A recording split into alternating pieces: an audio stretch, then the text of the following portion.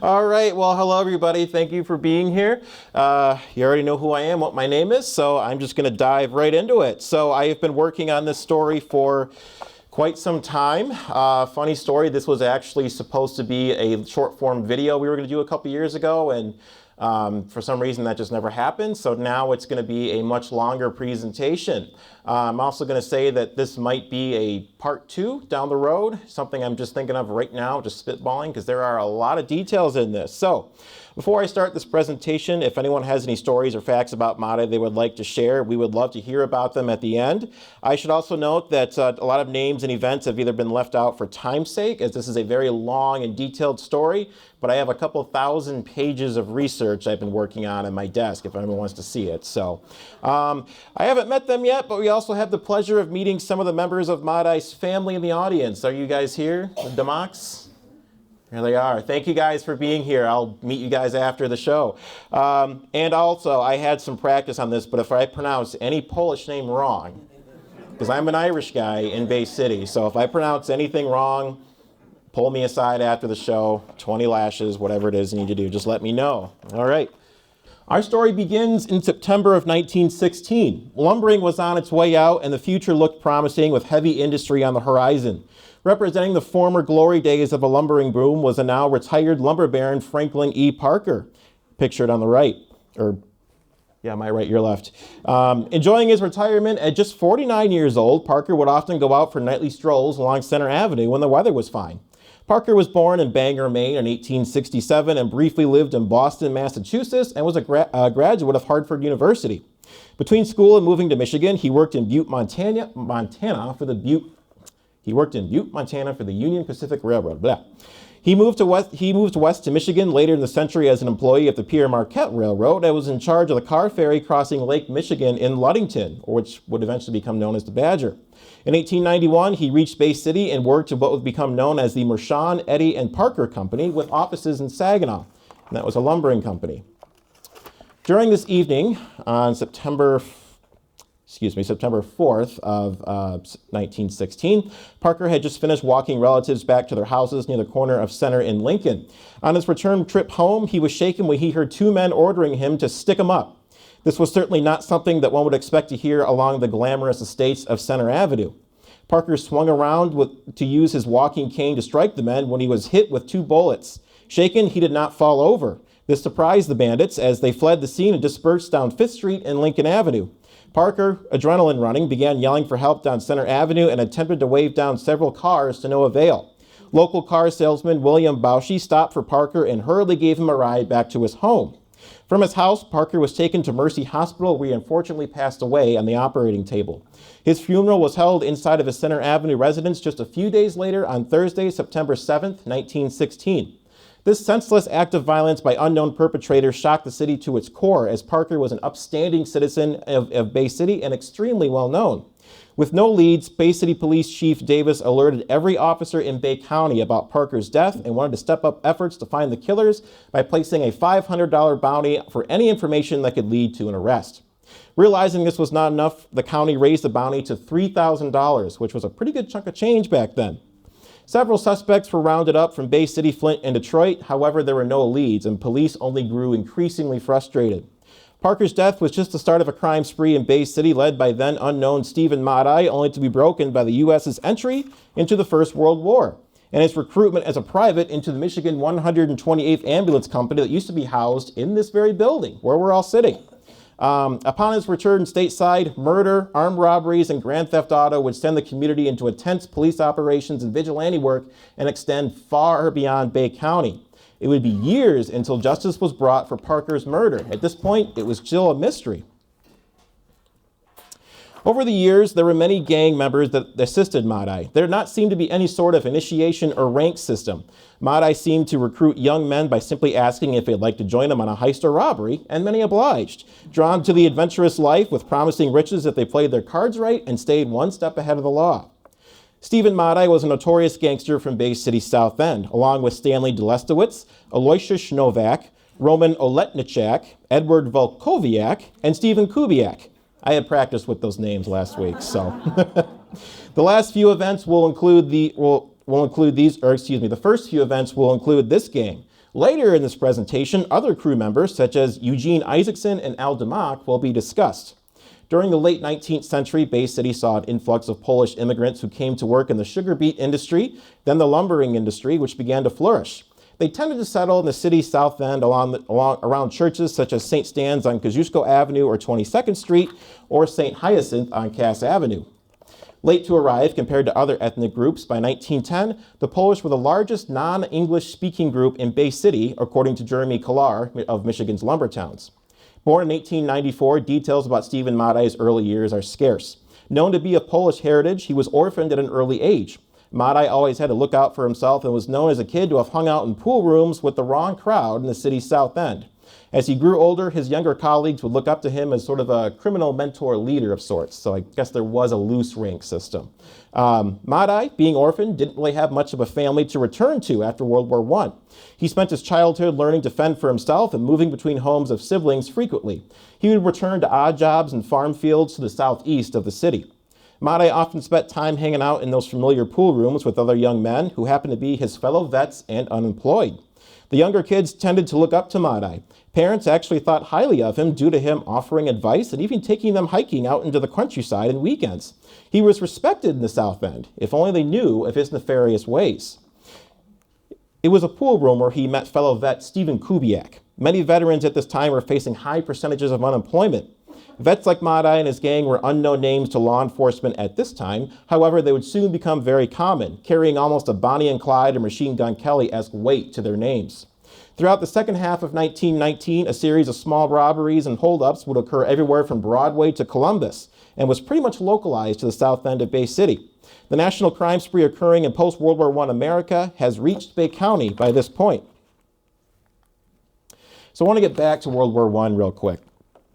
One report mentions that Madaj secretly contained guns under a hospital while his unit stayed in Camp Merritt, New Jersey, before heading off to France on board the USS Susquehanna, a confiscated German ship used to sail troops across the Atlantic. Medical units do not typically carry firearms, and this only raised alarms. Not much else is known on this situation, unfortunately. Madaj would go off to serve as a medic for troops fighting in the trenches and would also serve as occupying forces in Europe after World War I. For 18 months. When returning home in 1919, many vets felt the warm embrace of parades and thank yous from politicians and returning to see loved ones and carry on with their lives. Madaj's name would appear in the Bay City Times in February of 1919 as Private S.M. Madaj, Bay City, as one of the many soldiers returning from Europe to Hoboken, New Jersey after their service. His name would not appear in the Times for a few more years, and when it did, it would not be as innocent. From Hoboken, he then returned to his hometown of Bay City. Madaj's criminal history was just starting to make the headlines by late 1920. Rubin's jewelry store and Breen's hardware stores were robbed by the gang during this time. However, it was the robbery of Standard Oil on Center and Jackson where we will begin our focus. The night before the robbery of Standard Oil, November 18, 1920, Ernest Perry, an executive at the Industrial Works, later known as Industrial Brown Hoist, had his Cadillac touring car stolen from his driveway on 6th and Van Buren Streets. The car matched the description of the car observed by witnesses on November 19, 1920, robbery of the station occurring the next day.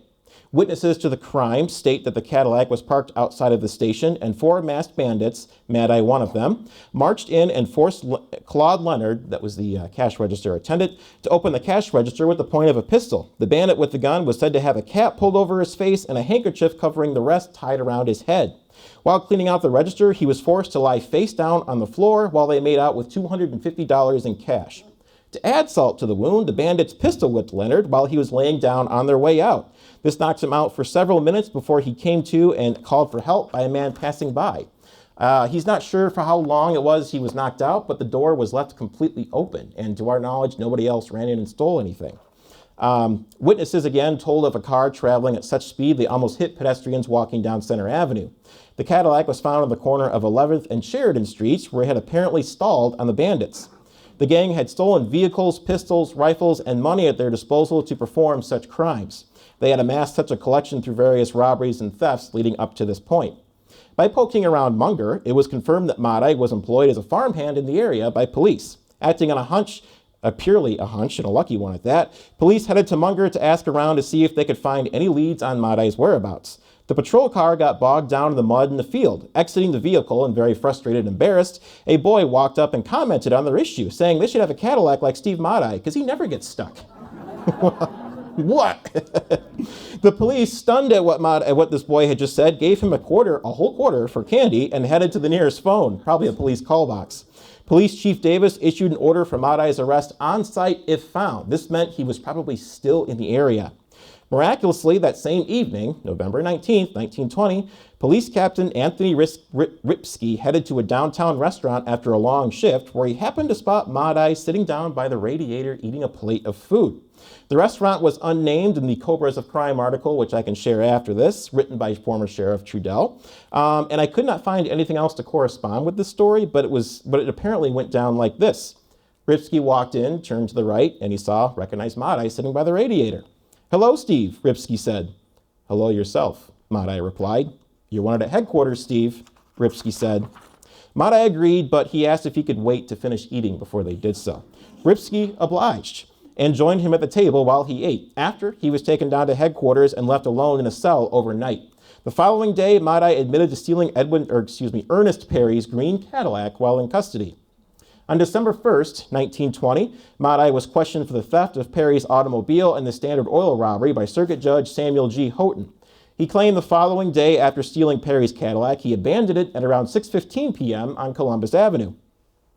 Somehow, he claimed he managed to lose the key and he had to use a screwdriver to break into the car he had stolen. He left it alone there overnight while spending the night on a farm on Tuscola Road. He also denied any involvement with the Standard Oil robbery. Madaj's story was way off from what authorities were expecting. He said after he stole Perry's car, he took it for a joyride down Ridge Road. He then claimed to have stopped for a group of hunters walking along the same road and offered them a ride out of town. And this group of hunters happened to have rifles with them. Right. During their joyride, they pointed their rifles at him and forced him to hand over the car. Madaj was left stranded and the hunters drove off with the car. He claimed that after this, he was stranded and was no longer involved with the others that night. As bogus as the story sounded, Madaj stuck to it and he was taken to court for car theft only on December 19th, 1920. Judge Houghton then sentenced him to the Jackson State Prison for 18 months for car theft alone.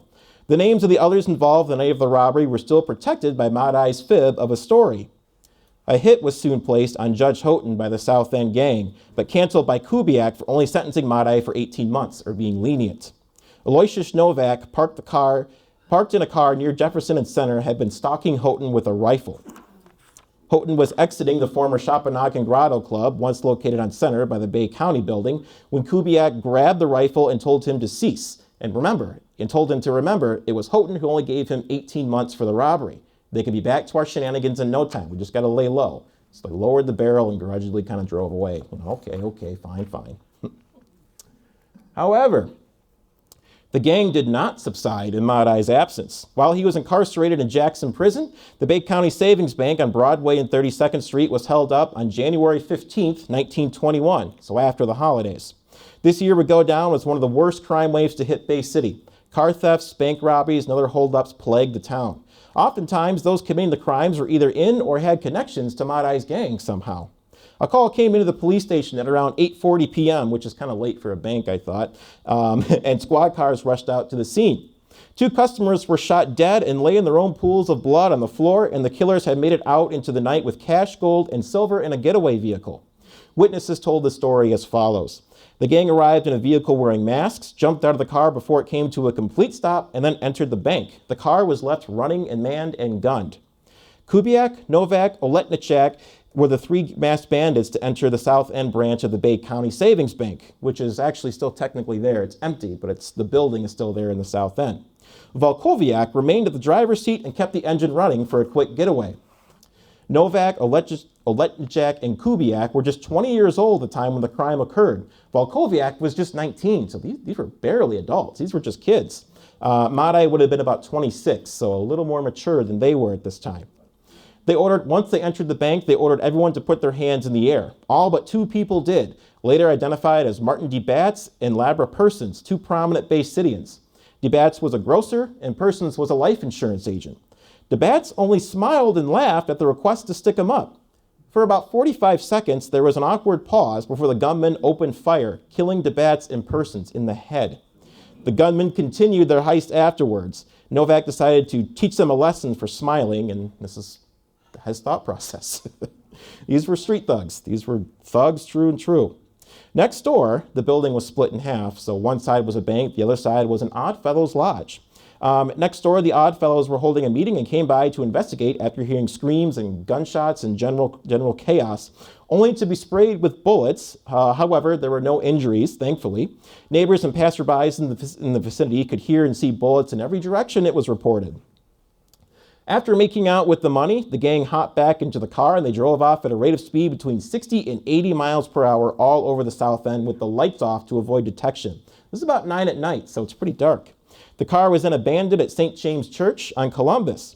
That night, a group of nuns reported to the police about a Hudson touring car left at St. James Church and its occupant seen running south down Jackson Street. The car's engine was noted as still being warm when the police arrived, and all the doors were found to be open. A neighborhood search came up with no results. The police departments in Saginaw and Flint were then notified to be on the lookout for such characters riding any interurban south of Bay City, because the interurbans were still going at this time.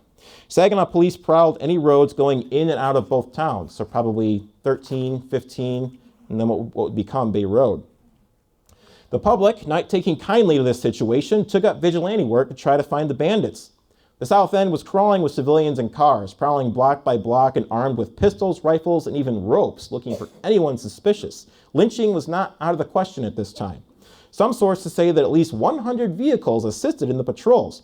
However, it may have hindered the search for police by having just too many people out at once. One car, apparently right after the incident, chased the bandits to 28th and Broadway before giving up due to bullets being fired in their direction. The group was found to have gotten away with $4,380, although it was reported they have overlooked an additional $2,750 behind the ledgers in the safe they robbed. Despite dozens of suspects brought in from the city and county jail facilities, pool rooms, and other vice dens raided, all failed attempts to find leads. Still at large, the remaining bandits were now wanted for $15,000. Judge Samuel Houghton of Bay City had Madaj transported from Jackson to try to ID the bandits after speaking with Governor Grossbeck due to high suspicions of the gang's involvement, still not believing his bogus story about those hunters. By February 7th of 1921, all 4 men involved with the robbery were in custody: Novak, Oletniczak, Kubiak, and Volkowiak. I think I'm still pronouncing those right, so correct me if I'm wrong, anybody. In confessions, it was revealed that Kubiak stepped behind the counter and demanded the cashier and assistant lie under a desk, which they did. While they lay down, he fired a few shots into the floor just inches from where they lay to scare them and to probably deafen them. He quickly grabbed the money. Keeping close by, Novak discharged his revolver outside to keep away any heat. Volkowiak also discharged his revolver while stationed behind the wheel of his car into the air. Madaj was then questioned by Judge Houghton about his possible involvement with the Bay County Savings Bank robbery. Madaj brought up the story again of his night when he stole Ernest Perry's Cadillac, and for whatever reason, it was altered. This is strange. Madaj was now claiming that he only knew the folks he picked up by nicknames and not by real names. And they had names like Olay and Stinky and some other names like that, yes. While driving around in the stolen Cadillac, they just decided out of the blue to rob Standard Oil. After the job had been pulled, he claimed everyone went in separate directions, and he has never seen them since. Judge Houghton, absolutely floored by what he was hearing, reminded Madaj of what he had told him the last time he was in this courtroom about those hunters. Madaj insisted and insisted that this was the absolute truth. Houghton knew that Madaj was involved, but decided not to waste any more time in speaking with him. On Monday, January 24th, 1921, Madaj pleaded guilty to the Standard Oil robbery and another robbery of Green Hardware store that occurred elsewhere, but merely that he was a driver and ignorant of the others involved, which was also a fib. Weeks after Madaj pleaded guilty, he would utter a name from memory as one of the possible bandits' names and led police to Saginaw and Flint. Communicating with officers there, Madaj would agree to travel with police and try to identify them. And every time, he would say it wasn't a match. After what seemed like a wild goose chase, time after time again, police realized what good info Madaj had he was keeping to himself, and he was just locked up until trial. They had just had it with him at this point. On Tuesday, January 25th, 1921, a breakthrough interview was held but not known until much later due to keeping the safety of the men and not wanting to impair any chances of arresting those guilty. The truth was finally published in the Cobras of Crime piece from the 1930s by former Bay City prosecuting attorney Del H. Thompson.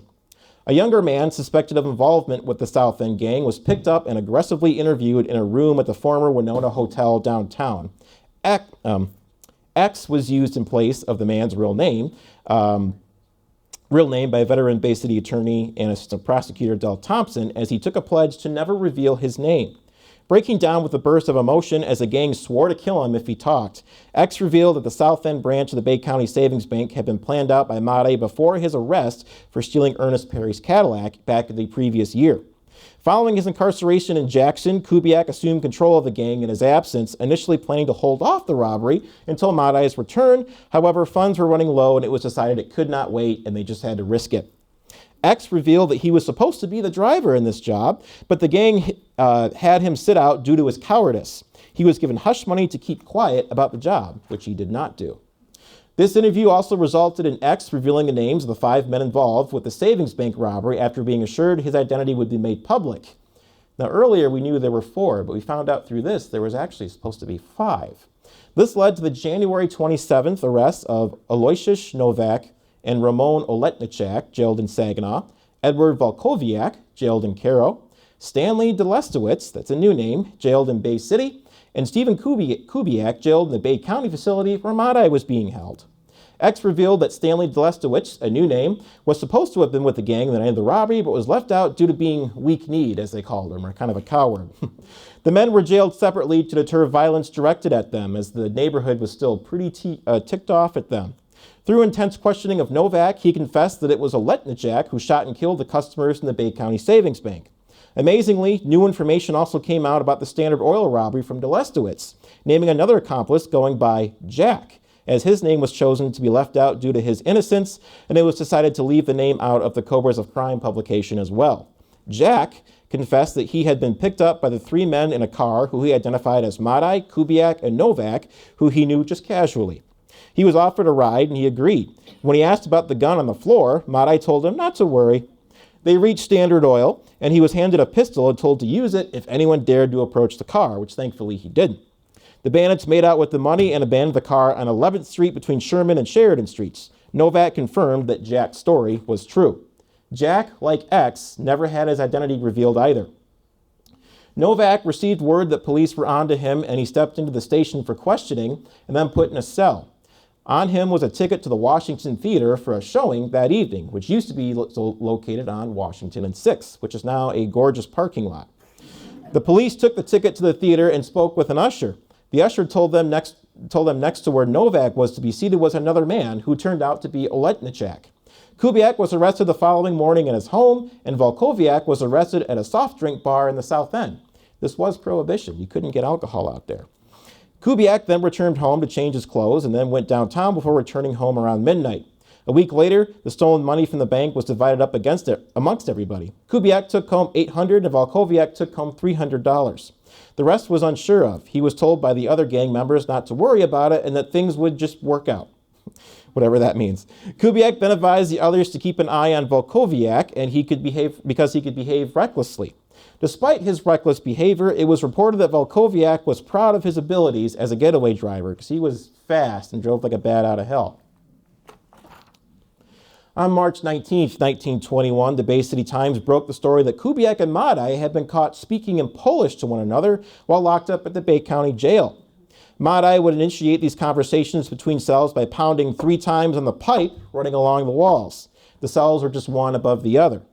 The conversations took many twists and turns, and they are published in the Bay City Times, if anyone's curious, but they're very long. And the real shocker was here when Kubiak and Madaj were talking about an escape plan. Madaj: "Don't say anything, kid, but I have made up my mind to let them hang me before I will squawk, and I will help pull the rope myself. That is how sane I am." Kubiak: "That is the stuff, kid. You were always a good pal. My sister was up visiting, but the sheriff was up with her, and I could not talk to her. If they stick me on this charge, I will have some tools brought in, and we will make for a good job." It's an escape plan. Madaj laughed and said, If you are convicted, we will be together again, kid, but you won't be convicted if they all stand out and keep their mouths shut, referring to the other members of the gang, which they didn't. A deputy at the jail where Madaj was kept observed Madaj and Kubiak speaking Polish to one another through a pipe in the wall separating the two cells. But a lot of the police officers knew little to any Polish. So they hired a courtroom stenographer that happened to speak Polish, disguised them as a vagrant, and arrested them and put them in the jail in a cell directly adjacent to where Madaj and Kubiak were held. The following day, Kubiak was confronted with this typescript and got him to confess with the transcription of his conversations with Madaj. He then laid out even more details about the Broadway branch of the Bay County Savings Bank robbery. On the night of that robbery, they met at 6 p.m. by the Pierre Marquette Depot. The car was stolen from nearby, and it was decided to find a better one because they had higher standards, apparently. The gang found a 7-passenger Buick touring car on 5th and went with that. They circled the bank a few times and waited for others to leave. Finally, and right before entering, DeBats was seen entering the bank. Novak, frustrated by this, swore he would teach him a lesson for entering right before the holdup, and the smile probably didn't help. And that, of course, is unfortunately why he was murdered. When confronted by these confessions, Madaj lashed out and swore everybody was lying and that these accomplices were from Saginaw and that the men were not with him that night. Just deny, deny, deny. Don't know who these people are. On February 3rd, 1921, Madaj admitted that he was involved with the Standard Oil robbery. Initially, Madaj had wanted to help police with the case, specifically the Persons and Labatt's murders, which was interesting. On Friday, February 4th, 1921, a secret case was held. Judge Samuel Houghton, called back into Bay City from sitting in a Wayne County Circuit Court, wanted to avoid any escape attempts by colleagues or possible lynchings of the men. The men were placed on trial for murder at the wee hours of the morning, ending at 1:30 a.m. However, word got out and the public flooded the courthouse, reported to be around 200 people. Between Cairo, where Novak, Oletnichak, and Volkoviak were being held, to Bay City, the three men were reported to have been in good spirits and talked amongst each other. They were also unconcerned. While being led out of the courtroom in handcuffs, the three were even seen smiling. In under 30 minutes, Madaj, Kubiak, and Oletnichak were sentenced to hard labor for life in Marquette prison. Volkoviak's sentence was deferred as he was just the driver in this case. None of those sentenced knew how the information leading to their arrest and sentencing had been found. Novak suspected that Madaj had outed them all, even though this was not the case, and sought to get revenge with one crucial statement that brings this whole story back to the beginning. The men, at about 2:10 a.m. that morning, were ushered into a police car and driven to Calcallin and boarded a Michigan Central train headed north to Marquette. On the train, Novak got the attention of a prison guard. He pointed to Madaj and stated that it was he who killed Franklin Parker back in 1916, which up until this point had been a complete mystery. He also revealed that Stanley Delestowitz was with Madaj when it happened. This was also before they knew about the confessions of X and Jack that I mentioned earlier. After returning to Bay City, the prison guard went to Chief Davis with this stunning accusation. Delestowitz was located and arrested within 24 hours, but would deny any involvement whatsoever. In an act to get answers out of him, he was locked in a cell and left alone for 3 days. After this, he signed a confession and police officials were off to see Madaj. Delestowitz, Del Thompson, Sheriff Trudell, Chief Davis, Prosecutor Collins, and a journalist were taken to see Madaj. Bluntly in front of Madaj, Collins asked Delestowitz who killed Parker back in 1916. He raised his finger, pointed at Madaj, and said, "Steve Madaj killed Parker." Madaj vehemently denied the accusation and for the first time seemed to be really showing stress and agitation. He had been cool as a cucumber this whole time, but he was close to a breaking point. A trial was set for Madaj and Delestowitz for March 14th, 1921. During March 6th of that year, an escape attempt was made by Madaj, but foiled when guards learned that Madaj had concealed a pistol and ammunition inside of a can of bug spray and saws inside of a metal flushing tube in a cell to which he tried sawing through his cell bars. How he got them is not known, but he obviously had connections to the outside still. That same day, a final jury selection was made and the case could go on. During the trial, witnesses were called to the stand and around the slaying of Franklin Parker back in September of 1916. Witnesses called in were doctors who worked on Parker the night of the shooting, the coroner, the embalmer, and those who performed the autopsy confirmed where the bullets had landed. William Bauschy, who picked him up in his car, and Miss C.F. Eddy were also called onto the witness stand. Miss Eddy testified that she recalled hearing 2 shots ring out shortly after Parker had left their home. She walked outside and remembers seeing a man waving a cane and failing to get the attention of 2 passing cars. John Hewitt, a colleague of Mr. Parker, testified that after the shooting, Parker had told him once back at his house when he was asked to stick his guns up by the then unknown bandits, as he was swinging around, answered them, "What's the joke?" when he was shot, thinking it was a joke. William Bauschy, the man who picked up Parker after being shot, recalled carrying Parker into his house and laying him on the floor where doctors would later attend to him, and then eventually he was taken to Mercy Hospital. Other details came forth with witnesses who remembered seeing 2 men, one tall and one short, later identified as Delestowicz and Madaj, who I'm told had a pretty brawn and brazen stature. He was kind of a stronger fellow. All I have are headshots of him, unfortunately. Running across the streets and lawns of the neighborhood where the crime took place, some recalled seeing them duck and hiding from oncoming headlights, possibly to avoid detection. Next called to the stand was Delestowicz. He shook his head at Madaj, and who only smiled back at him. Delestowicz recalled after Parker was shot, he and Madaj ran north on Lincoln 1 block, another block east, and then north again to a nearby railroad depot. They separated, with Madaj going back the way they came and Delestowicz heading to the Bay County Fairgrounds, then to the Michigan Central tracks on 5th Street, then Tuscola and Columbus, where he rejoined Madaj from there. Boy, they're in shape. They walked to Columbus and Farragut, where Madaj went downtown and Delestowicz returned home. Delestowicz revealed that back in 1916, it was he who handed Madaj the gun he used to down Parker. And now the two decided on a whim to hold somebody up that night after leaving the Grotto Theater. They walked down Center and began looking for someone, and this is where they happened to find the unfortunate location of Franklin Parker, who just happened to be walking that night. Madaj's lawyer tried to say that he was working on a farm at the time of the Parker murder and that Delestowicz was in a rival gang but lacked evidence. Delestowicz made it clear that he was not promised anything to come clean and that he just wanted to rid himself of the guilt. On March 11th, Madaj pleaded not guilty and Delestowicz pleaded guilty to the murder of Franklin Parker. The trial started on the 14th, and during March 16th, some 300 people stood outside of the courthouse on Center and watched 7 armed guards haul Madaj across the street to the former Bay County Jail. On March 17th, 1921, Madaj was sentenced to 2 life terms in prison and Delestowicz 10 to 20 years for turning state's evidence for the murder of Franklin Parker. Houghton then revealed that the 2 life sentences would start immediately after Madaj had completed his original 18 months for the theft of Edwin Perry's car. He showed some emotion, rubbing his shackled hands on his eyes, and then recomposed himself. At the time, he was one of the few double life sentences imposed ever in Michigan court case history. By March 18th, the Bay City Times reported that Madaj, being sentenced to 2 life terms, was again one of the first 2. All right, repeat, ignore that. Forgot to delete that. Madaj, having gained popularity, soon had his sympathizers put together and dances as fundraisers in efforts for the appeal of his sentence to the Michigan Supreme Court. Yes, he had a following. On the evening of September 20th, 1921, a benefit dance was held for Stephen Madaj at Polonia Hall on the corner of 19th and Farragut for just 25 cents a person. This is the current day Polish League of American Veterans. Enough money was raised for the case. Some folks around the time viewed Madaj as a hero or martyr. There was a lot of letter to the editors or opinion pieces in the Bay City Times at this point. After the robbery of the Bay County Savings Bank, the fact that Madaj didn't kill anyone and that the money was insured were enough reasons for people to argue for Madaj's freedom. They believed if Madaj denied killing Franklin Parker, well, he must be telling the truth. The appeal was denied by the Michigan Supreme Court, and the decision was made in Bay County was upheld. After this trial, the gang responsible for one of the longest crime waves the Saginaw Valley had seen so far was put to an end, but this story is far from over.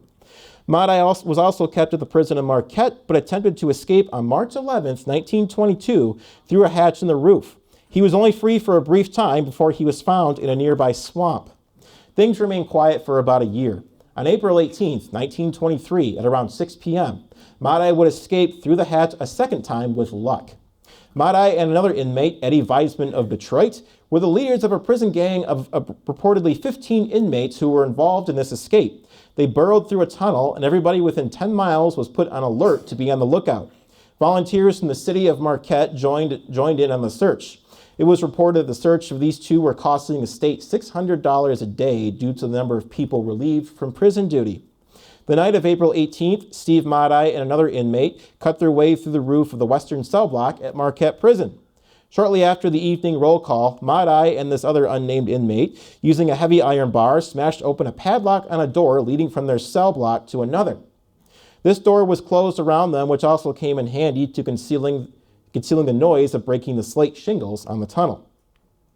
To warn the residents nearby, a siren was blasted within a 5-mile radius for 10 minutes at midnight during the night of the escape. Both Marquette Police and the Michigan State Police were patrolling the city streets on the lookout for the fugitives. By April 25th, there were still no leads on their whereabouts. However, an article of Madaj's clothing was found in a river near the prison. By the 27th, a guardsman patrolling the Duluth, South Shore, and Atlantic Railway observed Madaj and Smith attempting to jump a train. That was the person I failed to mention earlier. The unknown inmate was Smith. I apologize. Madaj and Smith attempting to jump a train to hitch a ride out of town. This line ran straight across the Upper Peninsula between Sault Ste. Marie and Duluth. Seeing they were about to be caught, they ran back and hid in the nearby brush. By this point, the manhunt had been extended west into Marquette Township. At this point, it was assumed Madaj must have had outside help fleeing Marquette due to the conditions. This was never confirmed. It was as if Madaj had vanished from the face of the earth. Could Madaj really pull this off at the end of a Uber winter? I couldn't. Then, suddenly, on June 18, 1924, at 2:15 p.m., the Kosciuszko branch of the Bay County Savings Bank was robbed, otherwise known as the Polish branch. Could it really be him? During this robbery, one of the bank employees, Michael Dardas, was ordered to stick him up. Dardas knew Madaj growing up and was asked by name where the money was kept, and was held as he bound his hands with copper wire behind his back. Other employees voluntarily told the robbers where the money, gold, and silver was being held. A .32 caliber revolver belonging to the bank was also stolen during the robbery. They could take any gun they could find and amass it to their collection. When Madaj and his accomplices robbed the bank, they made no attempt to conceal themselves and were freely calling Steve by his name out loud, which was a big mistake. One of the men helping the gang, described as short and dark in complexion, seemed to be a novice and kept asking for help and guidance throughout the robbery from Madaj. It would appear he was still in training. The bandits stole a revolver and locked the staff up in the vault before leaving. They hauled back out to a stolen Hudson before heading to Farragut Street.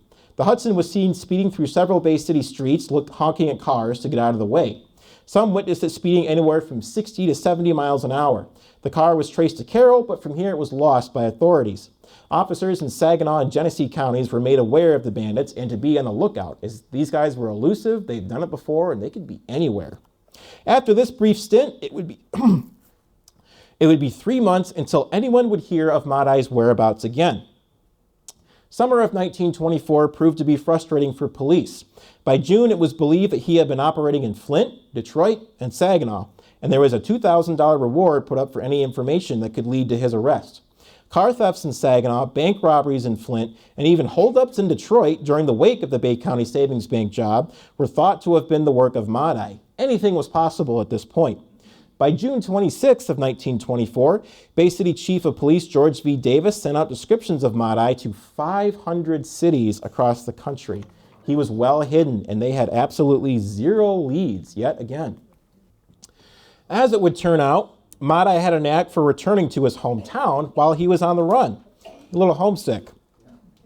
This time, he was found hiding in a farm around the area where he was supposed to have worked in his youth after committing yet another murder on September 12, 1924.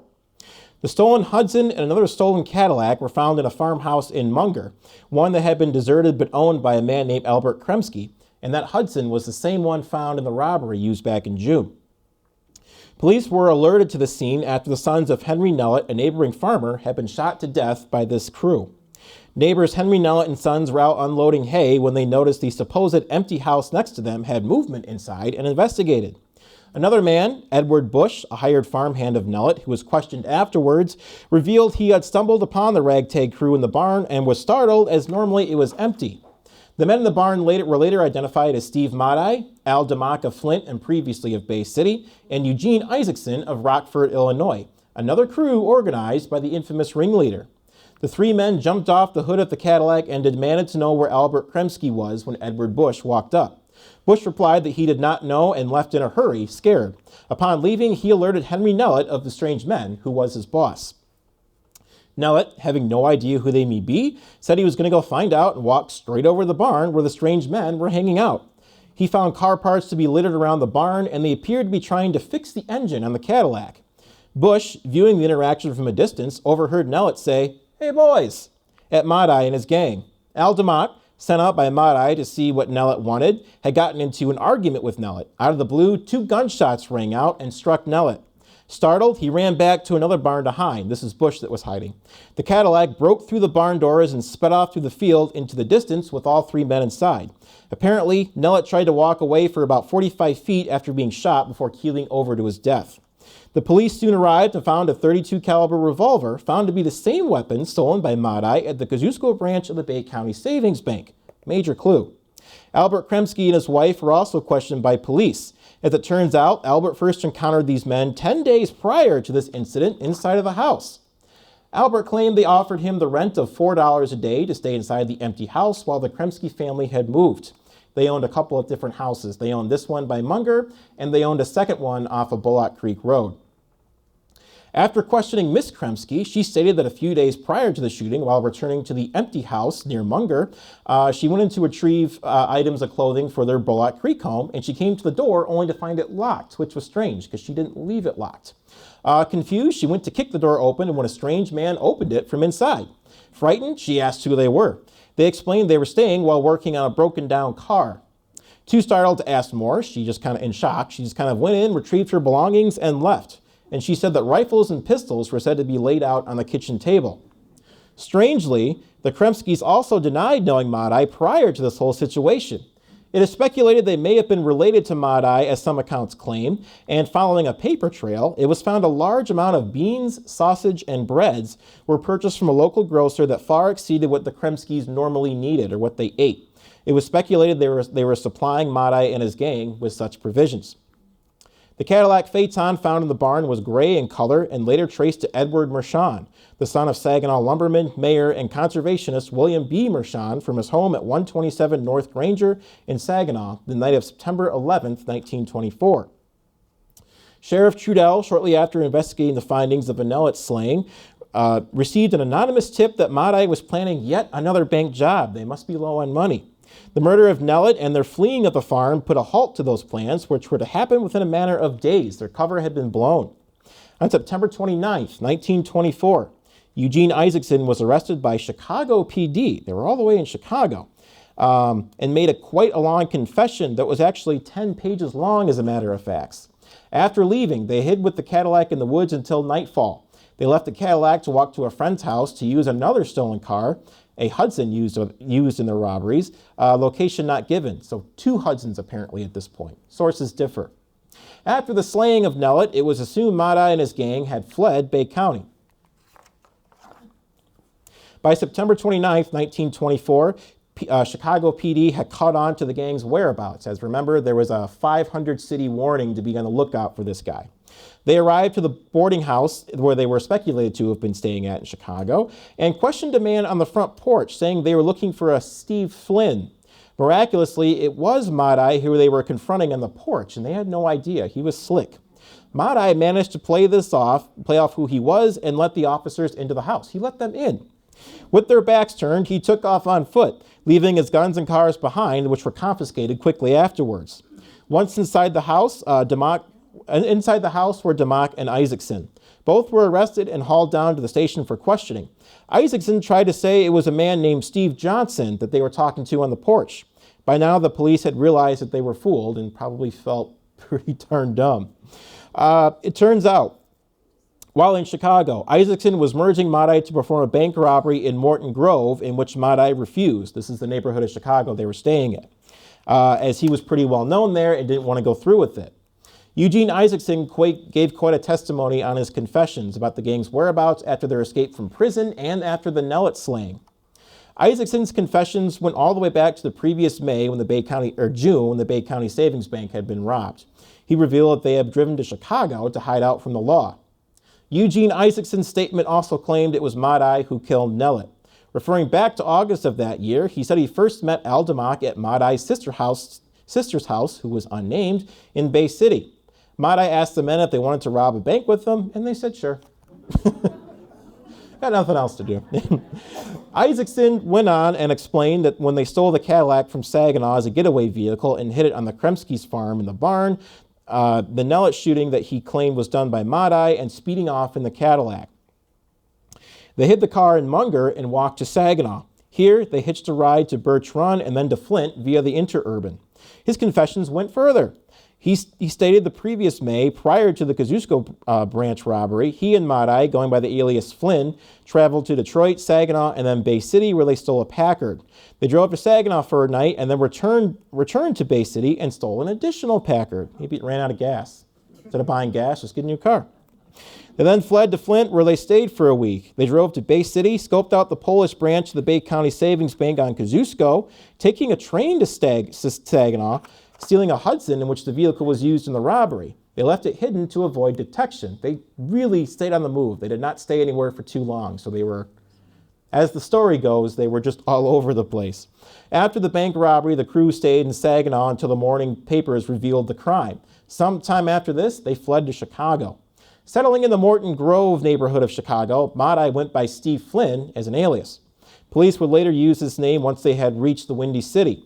Or once word had reached the Windy City that this Polish bank robber was on the loose and might be in the vicinity. Madaj would have just a few brushes with the law here on top of this, and miraculously was still not busted.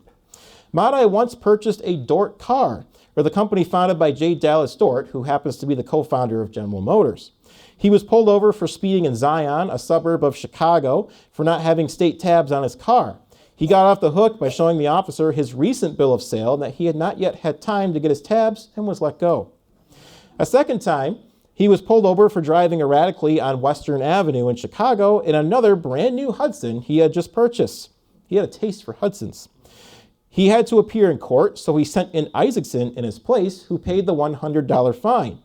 However, the fun did not last. That $100 was the tail end of their money and just a little too costly for the pair. Madaj actually had to pick up a regular job loading lumber in Chicago. This did not last, and he decided to head back to Michigan. Officers were on their trail, and they had to hitchhike back to Bay City by night, taking 4 days to do so after their Hudson had been confiscated by Chicago PD. Meanwhile, in Michigan, police were sent on a wild chase through Saginaw, Flint, Detroit, Kalamazoo, and finally Chicago, but always seemed to be one step behind Madaj. All areas on the south and eastern side of Bay City were searched by police looking for any leads to the whereabouts of Madaj on September 17, 1924. Police in Toledo were keeping the entryways north of the city on the Michigan border, watching in anticipation of Madaj's entry into Ohio. And I'm sure the Canadian side of the Upper Peninsula and the Lower Peninsula and Indiana and Illinois were also doing the same thing. He could be anywhere. By September 27, 1924, Albert Kremsky, who had previously been very nervous and apprehensive while detained, pleaded not guilty to aiding Madaj and was placed on a $3,000 bond. He and his wife were arrested for furnishing a home for the fugitives.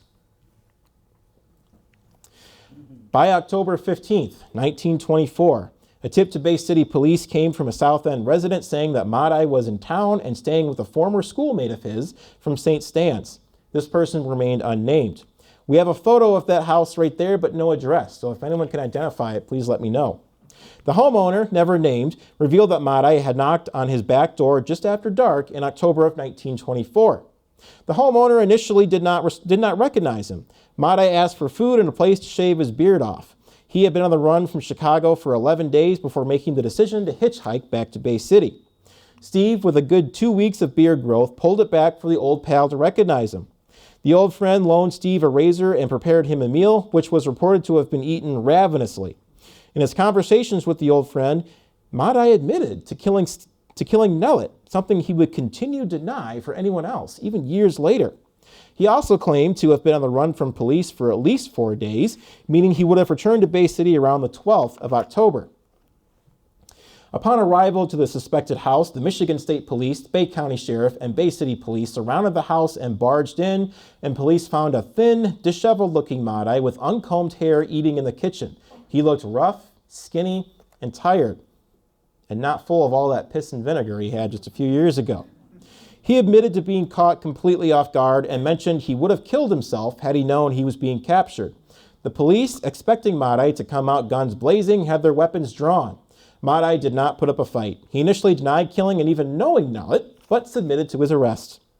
The sons of the murdered Henry Nellet identified Madaj easily once in custody, and the Michigan State Police decided not to try him for anything as he did while he was out of prison, as he was already serving two life sentences for the murder of Franklin Parker. This did not sit well with the Nellet family. At the station in Bay City, Madaj appeared to be exhausted and keeping his eyes on the ground, almost lethargic. After 2 attempts, they were finally able to hold up his head and capture his mugshot. Madaj signed a confession while in custody. The astonishing details of what they had purchased in Chicago became known. Their earnings from the Kosciuszko branch of the Bay County Bank the previous June had amassed to $4,000 and gotten the gang a brand new Hudson sport car accessories for said Hudson, 1 rifle, 3 revolvers, 1 pistol, multiple suits and pairs of shoes, a toolbox, suitcases, books, 2 top coats, and even more clothes. He was returned to cell number 17, the same one he sat in before being hauled off to Marquette Prison for the final time. Crowds flocked to see Madaj in the county jail, almost becoming a spectacle, in which he initially welcomed the attention. He also slept and ate well. His diet consisted of ham and eggs, coffee, beefsteak, potatoes, bread, and butter. At one point, when all this food was being delivered to him, he goes, "Gee, you're good to me." He really seemed to be eating it up, literally and figuratively. Within a few days, a reported 4,000 people came to see the now infamous Madaj. However, the rough gangster highwayman that was described in the news appeared to be a short, cleaned up, shaved, and intelligent-looking man, as the Bay City Times put it, much to onlookers' disappointment. One woman even scoffed when she saw him, expecting to see this rough guy on the other side of the law. One of the visitors, a young Violet Eichhorn, who was just a teenager at the time, took a liking to him and even became a pen pal of his while he was incarcerated. The two would stay in touch and would actually marry one another when he got out in 1962. Eventually, Madaj grew tired of strangers coming to look at him like some animal in a cage. He requested the sheriff to not have any more guests, of which they obliged. A cardboard sign was placed outside of the Jefferson Avenue door reading, "Steve will not see anyone today." Madaj was returned to Marquette Prison on October 18, 1924. His return trip was planned in secret to avoid any potential breakout, because you just don't know with this guy. Awoken at 1 a.m., Stephen was dressed and rushed out of the Bay County Jail into a waiting police car outside with armed guards. During the end of his arraignment, he poked his head up and had tears rolling down his face. Trembling with a shaky voice, he admitted, "I've done wrong, but I will do anything possible to make up for what I have done." The doors were slammed shut on the car, and he was taken to Calcullen to board the Michigan Central train north to Marquette, not the first time he had done so. Upon arrival in Marquette, he was taken straight to the deputy's office, stripped of his street clothes, changed into prison garb, and taken to solitary confinement, where he would remain for 10.5 months. Madaj sat comfortably in prison after that, of course, except in 1927 and 1933. On July 5th, 1927, Madaj was one of 21 prisoners who attempted to escape Marquette during a riot. He was placed in a detention cell for doing so. The riot actually got so bad, the police had to bring in machine guns, probably Thompson machine guns at this time, fired in the prisoner's direction, but wound up hitting one of their officers, who then yelled at them to stop. That put an end to guns here, and then they were eventually all taken back to their cells. It's actually a quite interesting and long, detailed story. I just had to leave it out for time's sake. But I can get to that later. By 1931, Madaj attempted to escape from Marquette a third time, but had his plans foiled when improvised guns and bombs were found loaded with scrap metal and nails, shrapnel, or flak.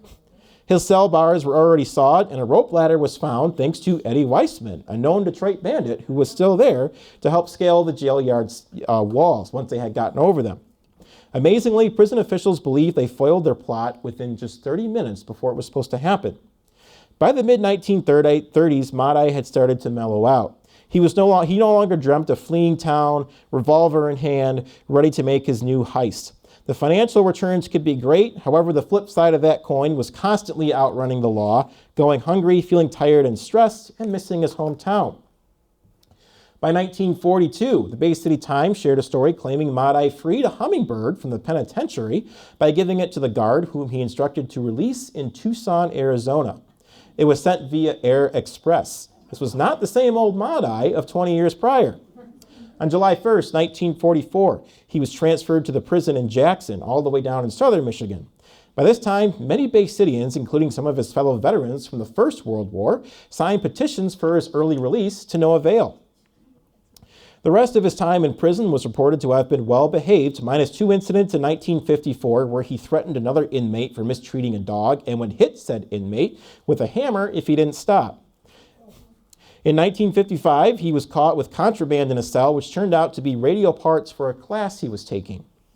By August of 1962, Madaj was again making the headlines, only now for his release.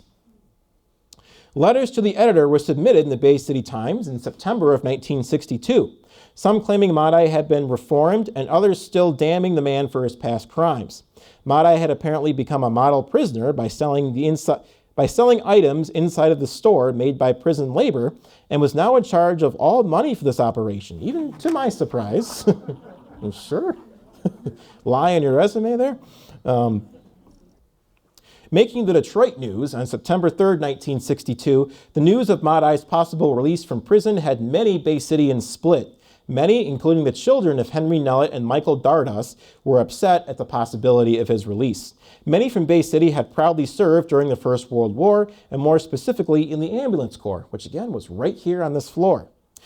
There was some opposition within the system as well. Circuit Judge Leon R. Dardas notified the state parole board that he was objecting to Madaj's early release. Madaj was seeking a commuting of his sentence and had indeed become a better prisoner on behalf of prison authorities. He could see, quote, no valid reason, quote, to release him early, the Times reported, further stating that, quote, the prisoner's entire record, both in and out of prison, shows a definite inclination to violence and to an utter disregard for human lives, end quote. Dardas also brought up that Madaj was tried for neither the murder of Henry Nellet nor the robbery of the Bay County Savings Bank all the way back in 1924. In the same article, it was said that prosecuting attorney Martin B. Legatz would recommend the charge of murder be brought to Madaj if he was released, but this never occurred. Judge Dardas, if you recognize that last name, was the son of Michael Dardas, who during the robbery of the Bay County Savings Bank in 1924 served as branch manager and had his wrist tied tightly behind Madaj during the robbery.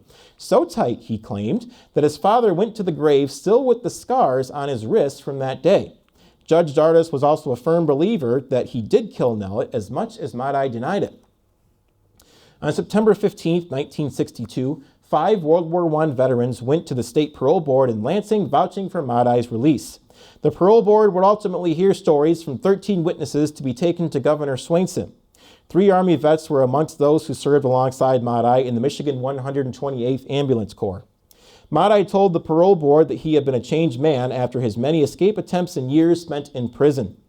He insisted he was just a bandit in the incident involving Nellet, and his 2 other colleagues at the time fired the shots. In the story of killing Parker, he claimed that he got excited and fired at him when he swung his cane around. Back then, Madaj also claimed he was just too scared to give himself up when asked why he never turned himself in for the slaying of Franklin Parker. Madaj gave credit to all of the punishments he had dealt with over the years serving his time, and a successful prison psychiatric report revealed that he had gone through a, quote, great change while serving his time. Michigan Governor John B. Swainson, acting on behalf of the state parole board, commuted Madaj's sentence on October 29, 1962, in the wake of the Cuban Missile Crisis, on the basis that he had calmed down and established a good record since 1934. Swainson acknowledged that he was aware of the controversy surrounding Madaj and his release and said this was made on the recommendation of the state parole board and in keeping in good faith with the penal practices of the day. It was also an election year, and possibly Swainson wanted some good PR as well. This is just my speculation. Unfortunately for Swainson, he lost to Republican George Romney, or the father of Mitt Romney. He was 69 years old when he was freed, and at the time he claimed he was, quote, done with all that rough stuff. He served a total of 41 years in prison for his crimes. Upon release, he married Violet Eichhorn, who had been a pen pal of his going all the way back to 1924. 38 years they were pen pals. The two lived together and are buried in Elm Lawn Cemetery. After he got out of prison, he took up work as a maintenance worker for Mercy Hospital from the trades he had learned before retiring a few years prior to his death in 1979 at age 85 at the Bay Osteopathic Hospital. He and Violet resided at 205 Oxford Street in the Collegetown neighborhood, which borders Ridge Road, where he found those hunters. To this day, no other criminal gang that I'm aware of has terrorized Bay City as much as Madaj and the South End gang did. Madaj went down as the most notorious gangster to come from Bay County and certainly one of the most notorious for the state of Michigan. He caused chaos all over the state and Chicago amongst other areas and brushed up with other gangsters of Detroit and possibly elsewhere. What you have heard here today is just a peek into the criminal underworld of Bay City, or in the past at least. I am convinced Madaj was involved with much more crime throughout the Midwest, and who knows what he and his colleagues kept secret from the law. As you remember, he always denied killing Nellet, even after he served all that time. If anyone is interested, I highly recommend this book, Wicked Bay City by Tim Yonkman, which is available in our gift shop, and we have just 4 copies left, so we'll be ordering more, of course, and you can also find this online. This book touches on several topics, several stories from Bay City's salacious past, and is also where I first began to learn about Hell's Half Mile, which I give tours of in the summer months. I also want to push becoming a member of the Bay County Historical Society. Our membership has doubled in the last year. We're doing excellent, and we want to keep that number going up. Your membership, not to sound like PBS, really does keep things going here. So if you're not a member, please, I encourage it. It's pretty cheap. Seniors pay just $20 a year, as well as students. Individuals are $25. There's other rates as well, including patron, business, and family. Envelopes for that are at the front desk, and you can also do it online, and you get a ton of perks with membership, including members-only evenings, members-only tours, an hour of free research in our research library, and a lot more stuff that we're still planning. So anyway. Discounts in the gift shop. Yes, you also get a discount in the gift shop. Thank you, Jeff. 25%. Thank you guys for coming here to this presentation. Like I said earlier, this story is very long. I had to cut out a lot of details for time's sake. Wicked Bay City by Tim Yonkman touches on a lot of this. I have a couple thousand pages from the Bay City Times that I had to go through and read for this. There's a lot more details. Also, Cobras of Crime, published in the 1930s by former Sheriff Trudell, is quite interesting. There's about 3 articles you can find that's online. I also have a PDF. My email's at the front desk if anyone wants me to email you guys a copy. That story is interesting, but it only covers the first half of the story because it ends in like 1937, I believe. So after that, everything I researched was the Bay City Times, as well as all these sources here. I also want to give a special thank you to Tom Trombley at the Castle Museum, who helped me with my Saginaw area research for this story.